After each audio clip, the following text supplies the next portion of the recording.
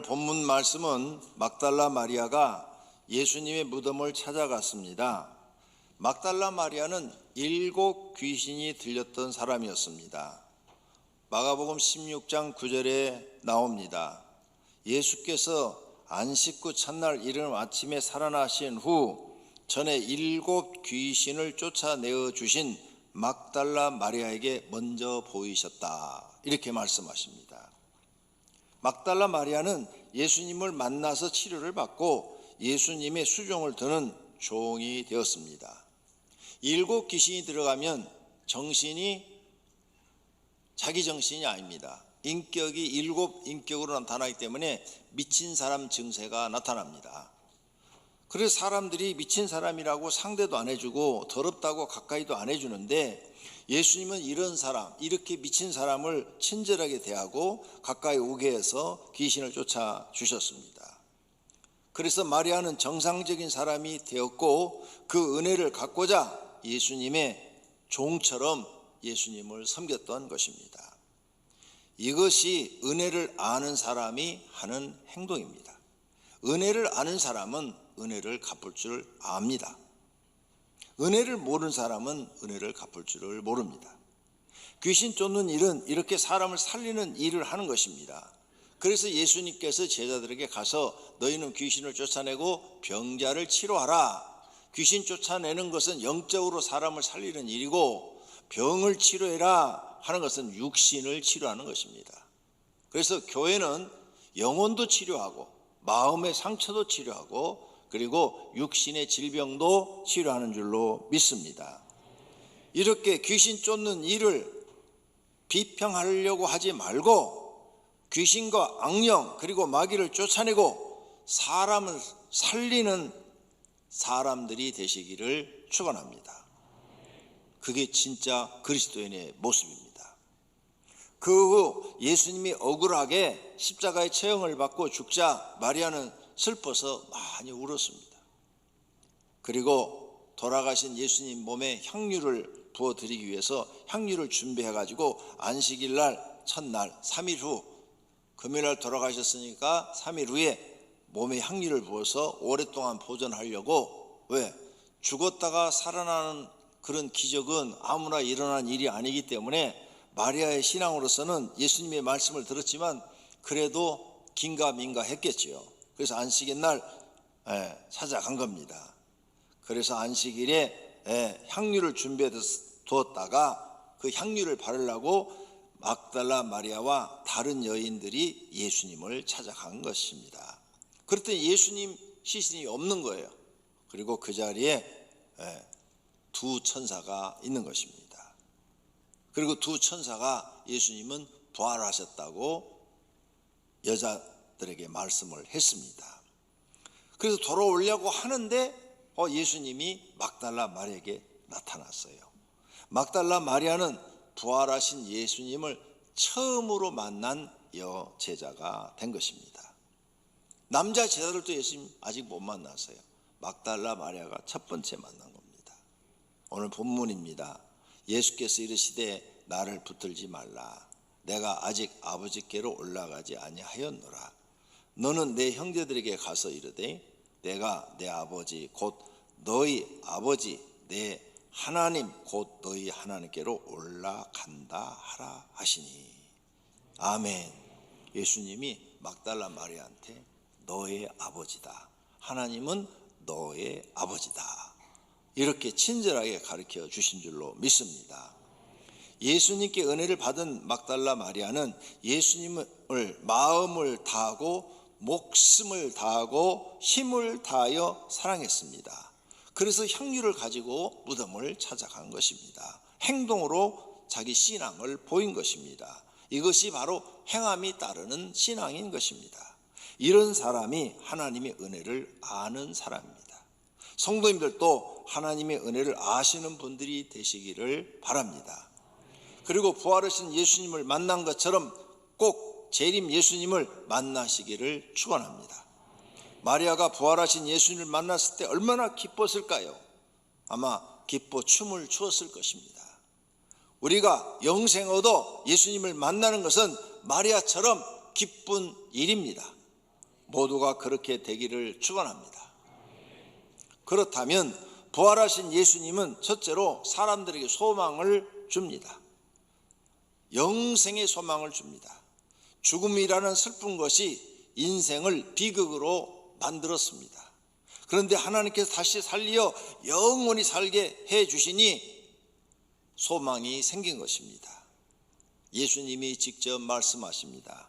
예수께서 이르시되 나는 부활이요 생명이니 나를 믿는 자는 죽어도 살겠고. 아멘. 믿습니까? 죽어도 산다는 예수님의 말씀을 믿습니까? 예수님은 죽은 우리를 다시 살리시는 놀라운 능력의 하나님이신 줄로 믿습니다. 그래서 우리에게 죽음으로 너무 슬퍼하지 마라, 부활이 있다, 이 소망을 주신 줄로 믿습니다. 그 다음 천국의 소망을 줍니다. 이 세상은 아무리 좋은 세상이라 할지라도 소망이 없습니다. 지금 온 세계를 보십시오. 전쟁, 그리고 기근, 물가 폭등, 그리고 또 여러 가지 코로나로 인한 전염병에 대한 어려움, 경제적인 어려움, 온 세상이 지금 난립니다. 또 이자가 높이 올라감으로 인해서 은행돈을 쓴 사람들이, 온 세계 사람들이 다 지금 망하고 있습니다. 그리고 무엇이 정의인지를 모르겠어요. 다 자기들이 정의롭다고 말을 해요. 공의롭다고 말을 해요. 그런데 우리가 보면 틀렸어요. 그런데 다 정의롭다고 합니다. 진짜 무엇이 옳은지 틀린지를 모를 정도로 혼돈된 세상이 되었습니다. 죄악이 관영하고 고난과 고통이 가득한 곳이 세상입니다. 하나님 나라는 이런 혼동된 세상이 아니고 정의와 공의로 통치하시고 슬픔과 고통이 없는 곳이 있다는 것, 그것이 천국의 소망인 줄로 믿습니다. 디모데후서 4장 18절입니다. 주께서 나를 모든 악한 일에서 건져내시고 또 그의 천국에 들어가도록 구원하시리니. 아멘. 우리를 천국에 들어가도록 해 주실 줄로 믿습니다. 그곳엔 이렇게 악한 것이 없습니다. 잘못된 부조리가 없습니다. 옳은 것만 있는 줄로 믿습니다. 그 나라를 우리에게 주시겠다는 겁니다. 그 다음 예수님이 부활한 것은 우리 인간들의 소망이 행복이지 않습니까? 행복의 소망을 주겠다는 겁니다. 많은 사람들은 땅에서 행복을 찾습니다. 그런데 땅에서 행복을 경험하지 못합니다. 그래서 하나님 나라에서는 하나님이 완벽하게 인간이 행복할 수 있는 모든 조건을 다 만들어 놓고 살 수 있도록 해 주시겠다는 약속이 바로 천국입니다. 천국에 가면 모든 사람이 다 행복할 수 있습니다. 거기는 불행한 사람이 한 명도 없습니다. 믿으시기를 바랍니다. 그래서 골로새 1장 5절에 너희를 위하여 하늘에 쌓아둔 소망으로 말미암으니, 그래서 우리는 이 세상에 살지만 하늘의 소망을 두고 사는 줄로 믿습니다. 이 지구의 별처럼 하나님이 더 크고 아름다운 별을 만들어서 구원받은 사람들을 영원히 살게 하는 행복한 나라, 그곳이 천국인 줄로 믿습니다. 두 번째로는 이 세상에는 소망이 없습니다. 우리가 세상에 태어나서 성인이 돼갖고 열심히 살았습니다. 나름대로 자기 온 육체를 동원해서 최대한의 일을 하고 노력을 했습니다. 그런데 사람의 계획대로 안 되는 곳이 세상입니다. 그래서 사람들이 불행해지는 겁니다. 나이가 먹으면서 사람들이 깨달은 것이 내 마음대로 안 된다는 것입니다. 열심히 살았지만 불행해지고 고통스럽고 고난을 받고 괴로움 속에서 살고 있는 것입니다. 솔로몬은 이 세상은 헛되고 헛된 곳이라고 말씀을 합니다. 전도서 2장 10절에 무엇이든지 내 눈이 원하는 것을 내가 금하지 아니하며 무엇이든지 내 마음이 즐거워하는 것을 내가 막지 아니하리니 하였으니 이는 나의 모든 수고를 내 마음이 기뻐하였습니다. 이것이 나의 모든 수고로 말미암아 얻은 몫이로다. 그 후에 내가 생각해 본즉 내 손으로 한 모든 일과 내가 수고한 모든 것이 다 헛되이 바람을 잡는 것이며 해 아래서 무익한 것이로다. 솔로몬은 그 시대의 최고의 부자입니다. 그리고 최고의 권력을 가지고 있어요. 그래서 자기가 마음에 원하는 대로 다 했습니다. 솔로몬이 가장 큰 일을 한 업적이 뭡니까? 성도님들은 일천번제 그리고 성전 짓는 거 이것만 알고 계시죠? 그건 교회에서 말하는 거고요. 일반 사기, 왕들을 기록한 역사서에 보면은 솔로몬이 제일 많이 한 것은 건축업입니다. 그래서 솔로몬은 왕이 돼서 이스라엘에 많은 성을 지었어요. 그래서 솔로몬이 왕으로 있는 동안 모든 백성들은 건축에 동원됐어요. 그래서 국고 성을 많이 지었습니다. 곡식을 쌓아놓는 성, 군인들이 나라를 지키기 위해서 방어막으로 세운 성, 이렇게 건축을 일생 동안 했어요. 거기 두 번째로 한 일이 뭡니까? 1000명의 첩을 둔 거죠. 네. 그러니까 집 하나씩 다 지어줘야 되니까, 천채를 지어야 되니까 평생 집 지은 거예요. 평생. 자기가 하고 싶은 거 다 해봤다는 거예요. 세상적으로. 그런데 남는 것은 헛되이 바람을 잡는 것이며 해 아래서 무익한 것이다. 이렇게 말을 합니다. 뿐만 아니라 솔로몬은 말합니다. 나는 내 마음에 이르기를 자 내가 시험 삼아 너를 즐겁게 하려니 너는 낙을 누리라 하였으나 보라 이것이 헛되도다. 매일 낙을 누리려고 최대한으로 노력을 했는데 헛된 것이고, 은을 사랑하는 자는 은으로 만족하지 못하고 풍요를 사랑하는 자는 소득으로 만족하지 아니하니 이것도 헛되도다. 내가 금은 보화를 많이 가져봤다, 돈도 많이 가져봤다. 근데 절대 만족할 수가 없다. 부자들도 돈으로 만족하지 못한다. 권력을 가진 사람도 그 권력으로 만족하지 못한다. 그곳에 행복이 없다. 결과는 깨달은 것이 헛된 일을 했다. 이렇게 깨달는다는 거예요. 그래서 전도서 12장 8절에 결론을 말합니다. 전도자가 이르되 헛되고 헛되도다. 모든 것이 헛되도다. 세상에 있는 걸 내가 다 해봤다. 모든 사람이 하고 싶은 건 나는 다 해봤어. 근데 결론은 헛되고 헛되도다. 허무하다. 바람을 잡는 것을 잡았다. 이렇게 솔로몬 왕은 말하고 있습니다.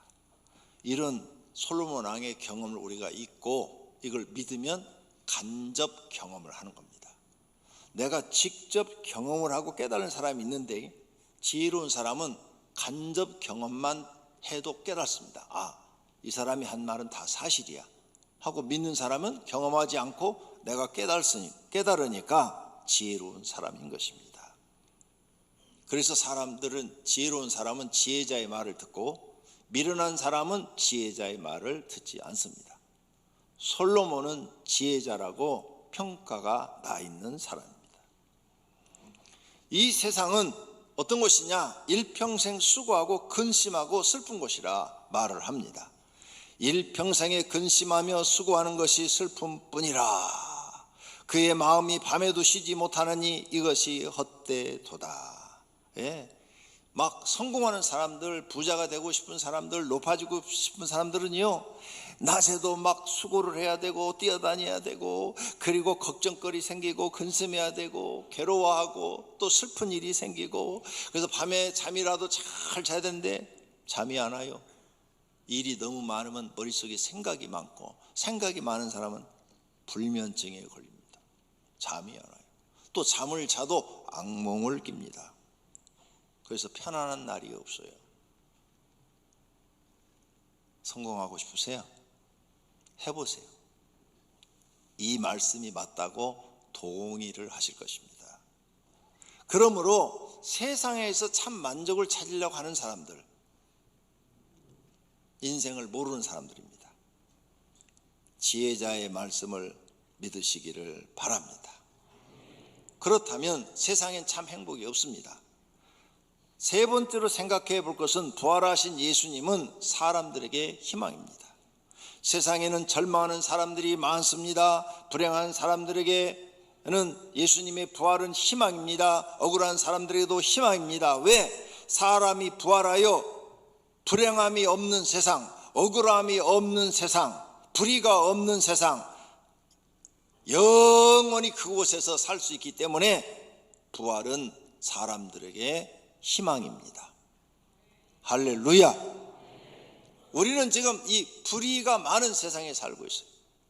보이지 않게 많은 어려움을 겪고 있는 거죠. 그러나 부활해서 우리가 들어가는 하나님 나라의 세상은 불의가 없는 줄로 믿습니다. 부활해서 하나님 나라 들어가면 가난한 사람에겐 희망입니다. 그곳은 가난이 없습니다. 질병으로 죽어가는 사람에게도 희망입니다. 그곳은 질병이 없습니다. 삶에 지친 사람에게도 희망이죠. 왜? 거긴 삶에 지치지 않습니다. 슬퍼 우는 사람에게도 희망입니다. 눈물이 없다 그랬습니다. 소망이 없는 사람에게도 희망입니다.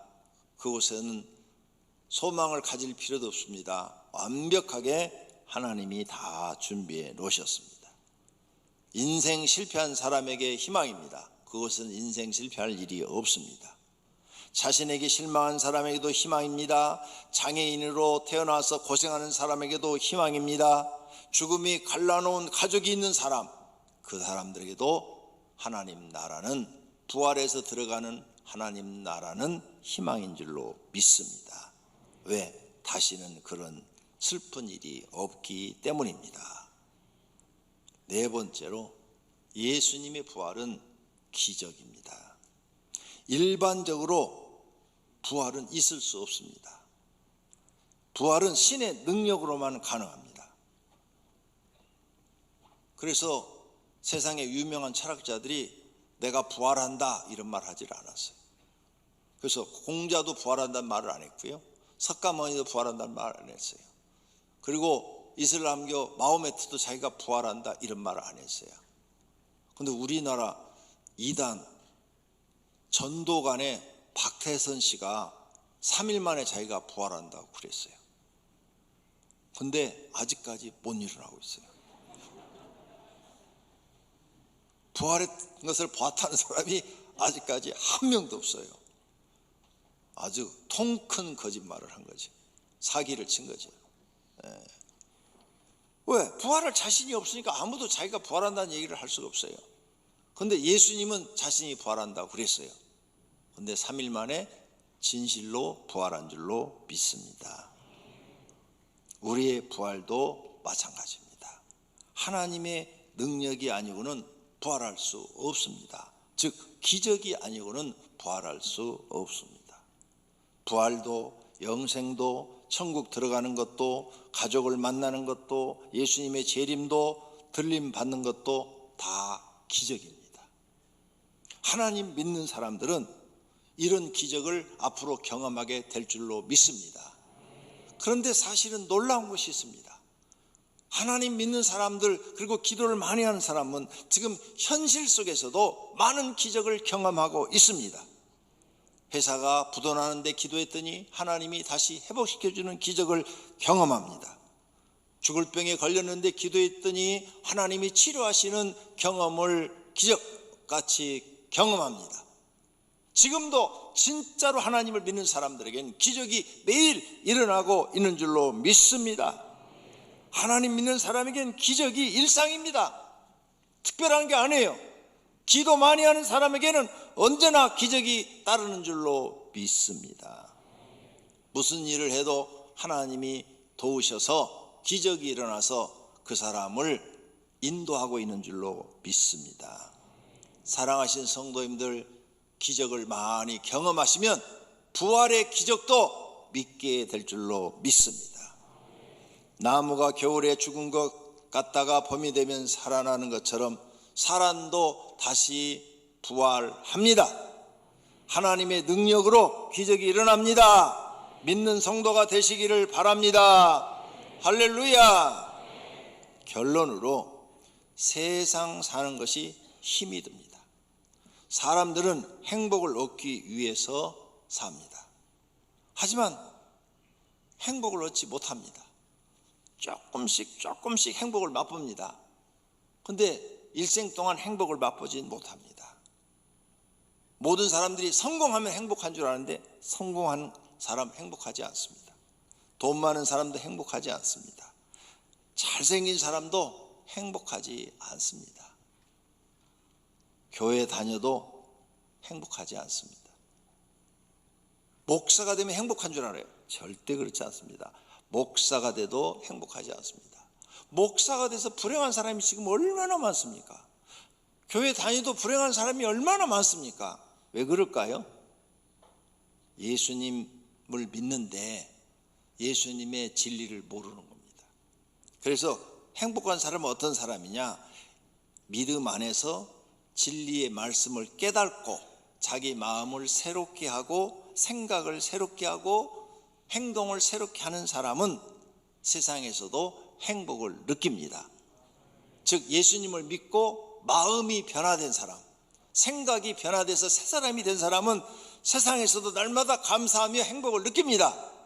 그런데 교회를 다녀도 진리로 새롭게 되지 않은 사람, 아직 세상의 생각을 가지고 있는 사람, 이런 사람은 목사가 돼도 행복을 느끼지 못합니다. 사랑하시는 성도님들은 그러므로 세상에서 행복을 찾지 말고 하나님 말씀 안에서 찾으시면 찾게 될 줄로 믿습니다. 부활도 하나님 말씀 안에 있는 행복입니다. 하나님 나라도 하나님 말씀 안에 있는 행복입니다. 실제로 있습니다. 믿으시기를 바랍니다. 예수님이 부활한 것이 나와 어떤 관계인가? 무슨 상관이 있는가? 부활하신 예수님은 자신과 깊은 관계가 있습니다. 왜? 예수님은 우리 인생의 길이요 진리요 생명이십니다. 예수께서 이르시되 내가 곧 길이요 진리요 생명이니 나로 말미암지 않고는 아버지께로 올 자가 없느니라 말씀하셨습니다. 이 말씀은 내가 너희들을 인생을 행복하게 사는 길을 제시해 주는 분이라는 거예요. 내가 말 전한 대로 너희가 살면은 너희는 행복한다. 그런데 우리는 예수님의 말씀대로 안 살아요. 세상 지식으로 사는 거죠. 그래서 여러분은 행복하지 못합니다. 예수님이 그랬잖아요. 하나만 깨달아도 돼요. 내일 일은 내일 염려하라. 한날의 괴로움은 그날의 족하니라. 이거 하나만 깨달아도 내일 지금 걱정하실 일 있어요? 주님이 뭐라고 그랬어요? 내일 눈 뜨면 하래잖아요. 오늘 하지 말래잖아요. 땡겨갖고 하지 말래잖아요. 내일 빚 안 갚으면 집 넘어가요? 그건 내일 걱정해요. 이렇게 하나하나 실천하면요 행복해요. 너희는 마음에 근심하지 말라. 하나님을 믿으니 또 나를 믿으라. 예수님이 그랬거든요. 주님이 하지 말았어요. 안 하면 되는 거야. 예수님이 길이라고 그랬으니까 예수님이 내 인생 길을 다시 지금 안내해 주니까 나는 예수님의 가르침을 받고 새 사람이 돼서 예수님 가르침대로 살아야지. 이런 사람들은 인생의 길이 이제 열려요. 편안해지고 행복해져요. 그리고 천국 가는 길이요. 영생을 얻는 길이에요. 진리는 뭐냐? 참되고 바른 것. 예수님이 하신 말씀이 너의 인생을 참되고 바르게 가르친다는 거예요. 생명. 예수님이 곧 생명이에요. 너의 마음 안에 예수님이 있으면 너는 영생을 얻을 것이고 네 마음속에 예수님이 안 계시면 영생을 얻지 못하는 거예요. 죽은 자도 예수님은 나사로를 살렸어요. 생명을 그에게 넣어주는 거죠. 생명이 하나님께 있다 이 말씀이에요. 네가 이런 걸 깨닫고 예수님을 쫓아서 예수님의 가르침을 따라 산다면 너는 인생을 낭비하지 않고 아주 행복하게 살고 가치 있게 살고 보람되게 산다는 거죠. 그리고 죽을 때 허무하다 이딴 말 하지 않는다는 거죠. 예수님 십자가에서 무슨 말씀하고 죽으셨어요? 허무하다 그랬어요? 다 이루었다. 너도 죽을 때 예수님 말씀대로 살게 되면 주님이 명령한 거 다 이루었습니다. 영적인 사명 감당했고 육적인 사명 감당했습니다. 이제 주님 말씀한 거 다 감당했으니 내 영혼을 아버지께 부탁하나이다. 할렐루야. 예수님처럼 그런 분들이 될 줄로 믿습니다. 믿고 예수님 따라가면 행복해지고 영생 얻어 그리고 들림과 부활의 기쁨을 얻게 될 줄로 믿습니다. 모두가 그렇게 되기를 축원합니다. 할렐루야.